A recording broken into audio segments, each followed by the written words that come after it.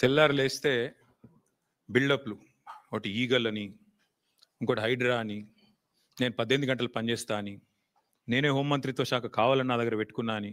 కానీ చేసే పని ఏంది? నిమజ్జనం కాడికి పోయి ఇట్లా చూసినట్టు చేసుడు యాక్టింగు, లేదంటే మా సోషల్ మీడియాలో ఏ పిల్లగాడు ఏం పోస్ట్ పెడుతుండో చూసుడు, రీట్వీట్ వస్తే 20 రోజులు జైల్లో పెట్టుడు. సోయి లేదా కేసీఆర్ మీద సిబిఐ కేసు.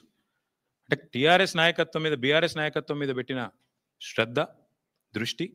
నేను ఈ ముఖ్యమంత్రిని అడుగుతున్నా, నీకు అసలు సిగ్గుందా?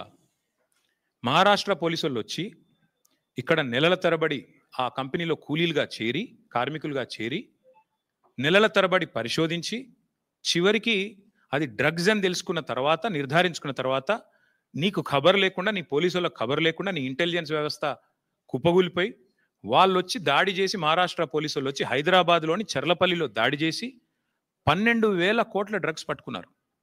నేను ముఖ్యమంత్రిని అడుగుతున్నా, నీకేమైనా ముడుపులు ముట్టినాయి? ఇలా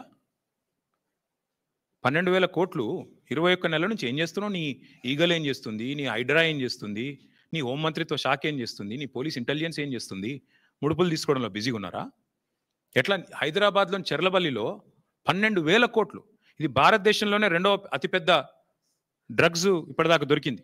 ఇదివరకు ఒకసారి గుజరాత్లో దొరికింది 21,000 కోట్లు, ఇప్పుడు రెండోసారి 12,000 కోట్లు. సిగ్గులేని విషయం ఏంటంటే, సిగ్గుపడాల్సిన విషయం ఏంటంటే, మన పోలీసులకు ఖబర్ కూడా లేదు. మహారాష్ట్ర పోలీసులు వచ్చి దాడి చేసేదాకా మన పోలీసులకు ఖబర్ కూడా లేదు. ముఖ్యమంత్రి గారికి ముడుపులు అందినాయి అనేది నా అనుమానం. అందుకే చూసి చూడనట్టు వేయండేమో, లేదా ముఖ్యమంత్రి బిజీగా ఉన్నాడేమో. ఏది? ఎవడు రీట్వీట్ అవుతుండు వాని మీద కేసు పెట్టుర్రి, ఎవడు పోస్ట్ పెడుతుండు వాని అర్జెంట్ లోపలేయండి, లేదా గణేష్ కాడ పోయి కొద్దిగా స్టంట్ కొట్టినట్టు చేద్దాం, అక్కడ కేసీఆర్ పాటలు బాగా పెడుతురు, పోలీసు వాళ్ళు డీజే బాక్సులు గుంజుకోవాలి, యాంప్లిఫైర్లు గుంజుకోవాలి. గదే పని. ఏమున్నది ఇవాళ పోలీసులకు రాష్ట్రంలో పని? పాపం పోలీసుల బండ్లలో డీజిల్ దిక్కులేదు. మేము మమ్మల్ని అరెస్ట్ చేస్తుంటే హరీష్ రావు గారు అడిగినారు, ఏమైనా నీకు టీఏ వచ్చిందని అడిగారు. పాపం ఆయన నవ్వుతుండు పోలీసు ఆయన. డిఏ వచ్చినాదే, టీఏ వచ్చినాదే, మీ బండ్లలో డీజిల్ అని వస్తున్నాదే అంటే చెప్పలేపుతున్నారు పోలీసు వాళ్ళు, నవ్వుతున్నారు.